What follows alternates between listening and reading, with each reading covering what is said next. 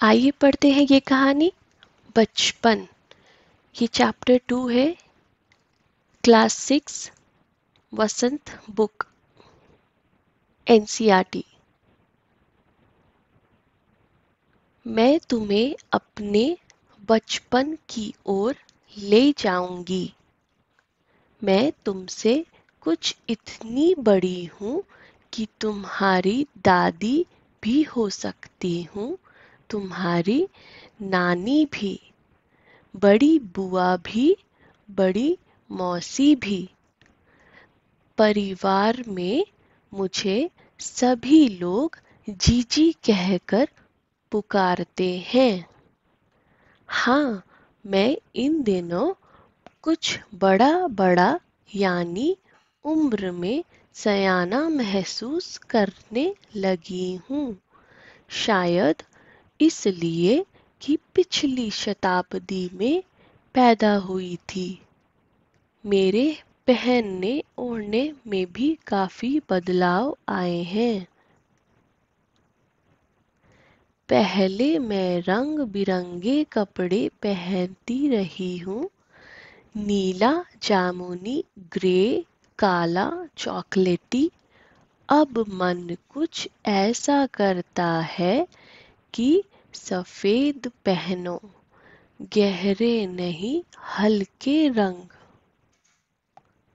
मैंने पिछले दशकों में तरह तरह की पोशाकें पहनी हैं। पहले फ्रॉक, फिर निक्करवॉकर, स्कर्ट, लहंगे, गरारे और अब चूड़ीदार और घेरदार कुर्ते। बचपन के कुछ फ्रॉक तो मुझे अब तक याद हैं। हल्की नीली और पीली धारी वाला फ्रॉक, गोल कॉलर और बाजू पर भी गोल कफ। एक हल्के गुलाबी रंग का बारीक चुनटों वाला घेरदार फ्रॉक, नीचे गुलाबी रंग की फ्रिल। उन दिनों फ्रॉक के ऊपर की जेब में रुमाल और बालों में इतराते रंग बिरंगे रिबन का चलन था। लेमन कलर का बड़े प्लेटों वाला गर्म फ्रॉक जिसके नीचे फर टकी थी। दो ट्यूनिक भी याद है, एक चॉकलेट रंग का और अंदर की कोटी प्याजी, दूसरा ग्रे और उसके साथ सफेद कोटी।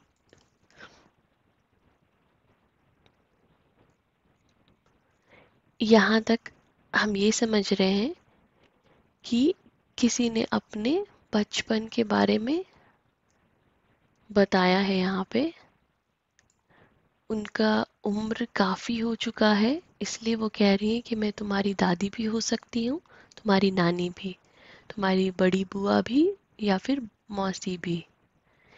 इन्हें इनके फैमिली में सारे लोग जीजी कह के बुलाते हैं। ये अब काफ़ी ज़्यादा उम्र की हो चुकी हैं क्योंकि ये बहुत पहले ही पैदा हुई थी, पिछली शताब्दी में। पहले इनके पहनने का तरीका कुछ और था और अब ये कुछ और तरीके के कपड़े पहनती हैं। पहले ये कलरफुल कपड़े पहनती थी एंड अब इन्हें हल्के कलर या फिर सफ़ेद पहनने का मन करता है।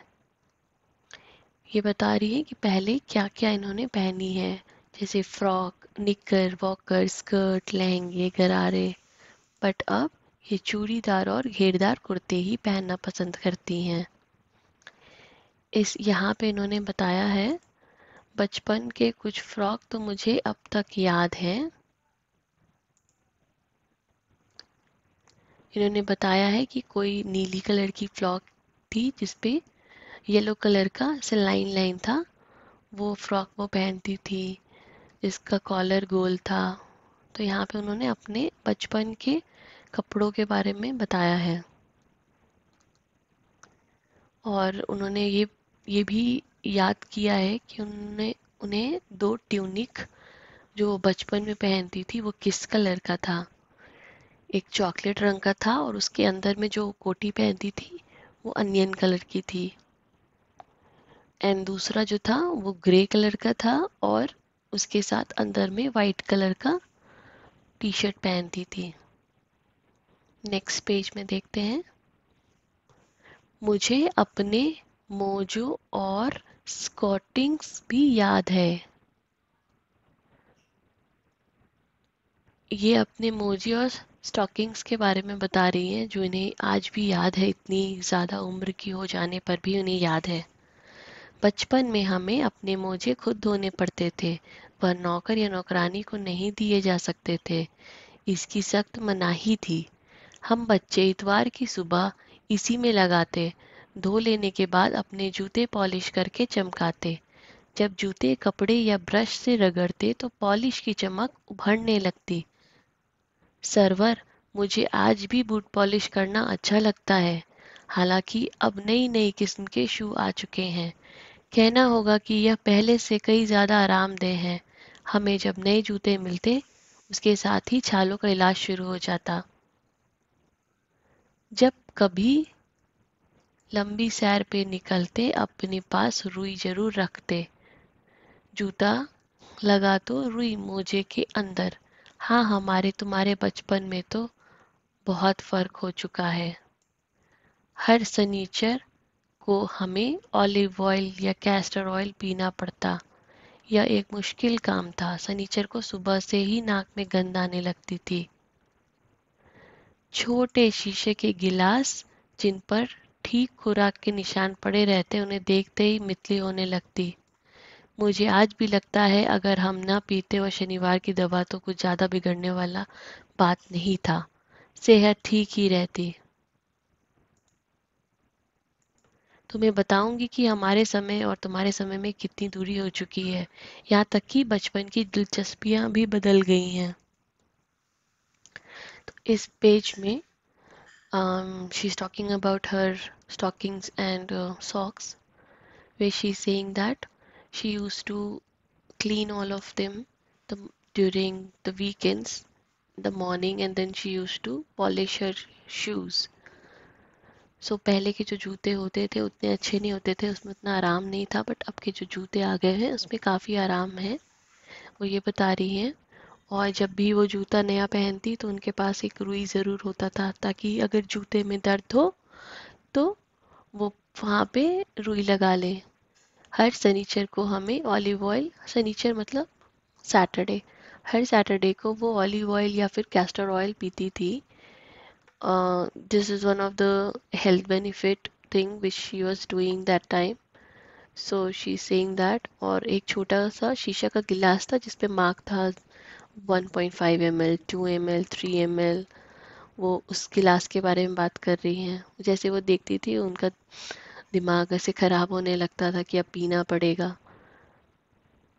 एंड वो ये कह रही हैं कि अगर वो शनिवार की दवा नहीं पीती तो कुछ ज़्यादा प्रॉब्लम नहीं होता, उनका हेल्थ ठीक ही रहता। और वो ये बता रही हैं कि उनका टाइम, यानी काफ़ी पहले का टाइम एंड अभी का टाइम, उसमें बहुत सारा डिफरेंस आ चुका है। इवन जो बच्चों की इंटरेस्ट है, जो वो करना चाहते हैं, वो जो खेलना चाहते हैं, सब कुछ चेंज हो गया है। तो वो जिक्र कर रही हैं इस चीज़ का इस पेज में। नेक्स्ट पेज देखते हैं। याद रहे उन दिनों कुछ घरों में ग्रामोफोन थे, रेडियो और टेलीविज़न नहीं थे। हमारे बचपन की कुल्फी आइसक्रीम हो गई है, कचौरी समोसा पैटीज में बदल गया है, शहतूत और फालसे और खसखस के शरबत कोक पेप्सी में। उन दिनों कोक नहीं, लेमनेड विमटो मिलती थी। शिमला और नई दिल्ली में बड़े हुए बच्चों को वेगस और डेविको रेस्टोरेंट की चॉकलेट और पेस्ट्री मज़ा देने वाली होती। हम भाई बहनों की ड्यूटी लगती शिमला मॉल से ब्राउन ब्रेड लाने का। हमारा घर मॉल से ज़्यादा दूर नहीं था, एक छोटी सी चढ़ाई और गिरजा मैदान पहुंच जाते थे। वहां से एक उतराई उतरते और मॉल पर कॉन्फेक्शनरी काउंटर पर तरह तरह की पेस्ट्री और चॉकलेट की खुशबू मन भावनी हमें हफ्ते में एक बार चॉकलेट खरीदने की छूट थी। सबसे ज़्यादा मेरे पास ही चॉकलेट टॉफ़ी का स्टॉक रहता। मैं चॉकलेट लेकर खड़े खड़े कभी नहीं खाती, घर लौटकर साइड बोर्ड पर दे रख देती और रात के खाने के बाद बिस्तर में लेटकर मज़ा ले लेके खाती। शिमला के कॉफल बहुत याद आते हैं, खट्टे मीठे, कुछ एकदम लाल, कुछ गुलाबी रस भरी कस्मल। सोचकर ही मुंह में पानी भर आए। चेस्टनट एक और गजब की चीज, आग पर भुने जाते और फिर छिलके उतारकर मुंह में। चने जोर गरम और अनारदाने का चूर्ण। हाँ, चने जोर गरम की पुड़िया जो तब थी वो अब भी नजर आती है। पुराने कागजों से बनाई हुई इस पुड़िया में निरा हाथ का कमाल है। नीचे से तिरछी लपेटे हुए, ऊपर की इतनी चौड़ी, चने आसानी से हथेली में पहुंच जाए। एक वक्त था जब फिल्म का गाना चना जोर गरम बाबू में ले आया मजेदार चना जोर गरम उन दिनों स्कूल के हर बच्चे को आता था। कुछ बच्चे पुड़िया और तेज मसाला बुरुकवाते। पूरा गिरजा मैदान घूमने पर यह पुड़िया चलती, एक एक चना पापड़ी मुंह में डालने और कदम उठाने में से एक ही खास लय रफ्तार थी। छुटपन में हमें शिमला रिज पर बहुत मज़े किए हैं, घोड़ों की सवारी की है। शिमला के हर बच्चे को कभी न कभी यह मौका मिल जाता था।